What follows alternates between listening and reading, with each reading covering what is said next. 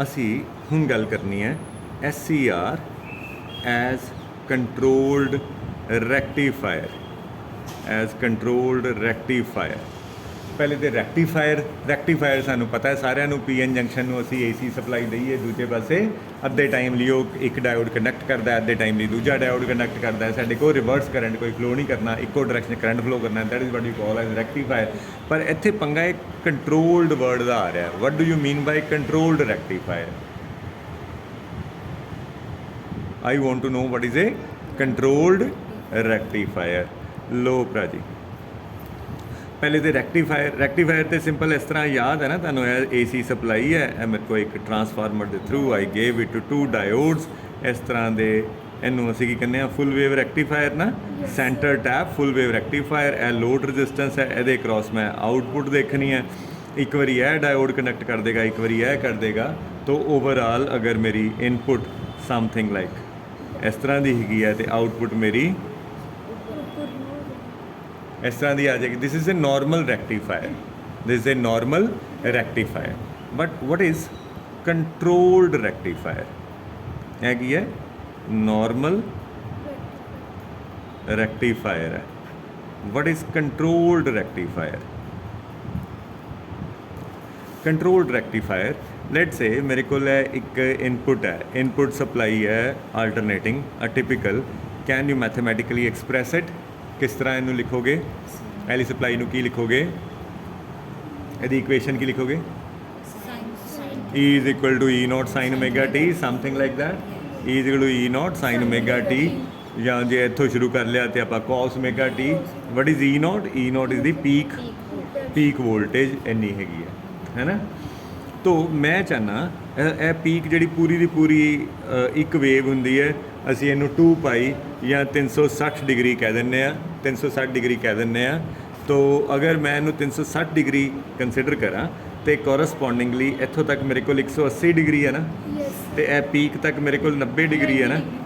तो यह स्टार्ट रैक्टीफायर की यह वाली आउटपुट जो मैं देखदा तो जीरो तो ही शुरू हो रही है। पर मैं अगर कਹਾਂ नहीं नहीं मैनू जीरो तो नहीं चाहिए, मैनू तो 30 डिग्री तो रैक्टीफिकेशन शुरू चाहिए है, मैनू 45 डिग्री तो रैक्टीफिकेशन शुरू चाहिए है। ठीक है, तो उन्होंने आप कहने कंट्रोल्ड रैक्टीफिकेशन। कंट्रोल्ड रैक्टीफिकेशन, वो कंट्रोल्ड रैक्टीफिकेशन मैं किस तरह जनरेट कर सकदा यूजिंग SCR। पहले असी हाफ वेव कंट्रोल्ड रैक्टीफिकेशन करन लगे। मेरे को एक AC सप्लाई है, ए मेरे को तुहानू मैं दसना भुल गया, this is the symbol for SCR। ए मेरे को इत्थे छोटी g variable gate supply gate voltage हैगी है, तो यह मेरे को एक लेट से लोड रजिस्टेंस है, तो इत्थे मेरे को आउटपुट आनी है। ओबवियसली जे रिवर्स है तो फिर तो इन्हें कंडक्ट करना ही नहीं ना, है ना, इस पासे तो कोई कंडक्शन आनी नहीं। लेकिन इस पासे इन्हें कदों कंडक्ट करना शुरू करना? अगर मैं गेट वोल्टेज नहीं दी हुई तो तुहानू याद है कि यह काफ़ी दूर AK की वैल्यू जो इत्थों तक पहुँचेगी फिर कंडक्शन शुरू होनी है ना। अगर मैं गेट वोल्टेज थोड़ी जी देती है तो AK की वैल्यू थोड़ी घट तो ही कंडक्शन शुरू हो जानी है। अगर गेट की वोल्टेज मैं होर ज़्यादा देती है तो थोड़ी होर घट AK ते कंडक्शन शुरू हो जानी है ना। तो मैं गेट वोल्टेज नू वेरी करके यह कंट्रोल कर सकदा कि VAK की वैल्यू कितनी होए कि कंडक्शन शुरू हो जाए। Are you getting it? तो लेट से मैं इत्थे 0.1 0.2 0.3 0.4 0.5 अलग अलग वोल्टेजेस देना, ठीक है। तो कोरसपोंडिंगली इत्थों इनपुट वोल्टेज मेरी 0 तो E नॉट तक राइज करनी है। Just for the sake of an example से 100 वोल्ट तक राइज करनी है। मैं कहना जो VAK जस्ट एग्जांपल के तौर पर कह रहा, मान लो V इत्थे जी मेरे को गेट वोल्टेज है, अगर वो मेरे को 0.5 वोल्ट है या 0.1 वोल्ट है तो VAK की वैल्यू से 10 वोल्ट से वो कंडक्शन शुरू करता है। अगर मैं उन्होंने 0.2 वोल्ट दे देना तो 8 वोल्ट से ही कंडक्शन शुरू कर देता है। अगर 0.3 वोल्ट दे देना तो 6 या 5 वोल्ट से ही कंडक्शन शुरू कर देना, जरूरी नहीं कि लीनियर हो। तो पॉइंट यह है कि मैं गेट वोल्टेज वेरी करके यह कंट्रोल कर सकदा कि किस एनोड टू कैथोड वोल्टेज से कंडक्शन शुरू होएगी। एम आई राइट? ये तुहानू मेरी गल कन्वे होगी? ये तुहानू मेरी गल कन्वे हो गई है?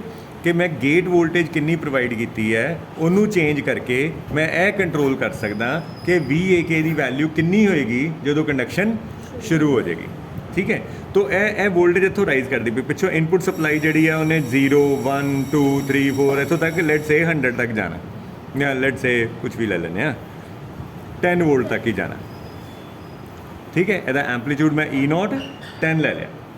ठीक है, तो जदों जे मैं VAK 0.3 दी हुई है तो यह 0.5 तक ही हले राइज करेगी तो कंडक्शन शुरू हो जाएगी। तो मेरे को आउटपुट कैसी आएगी, इनपुट आउटपुट ड्रॉ करते हैं।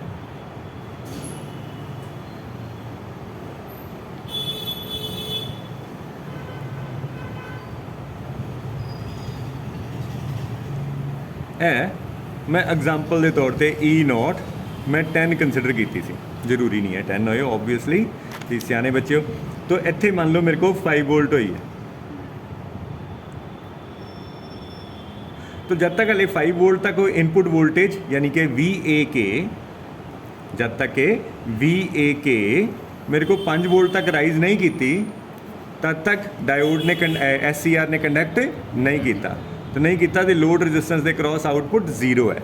लेकिन सडनली जो VAK 5 वोल्ट पर पहुंची, ठीक है, क्योंकि मैं गेट वोल्टेज 0.3 लेट से रखी हुई है, तो सडनली कंडक्शन शुरू हो गई।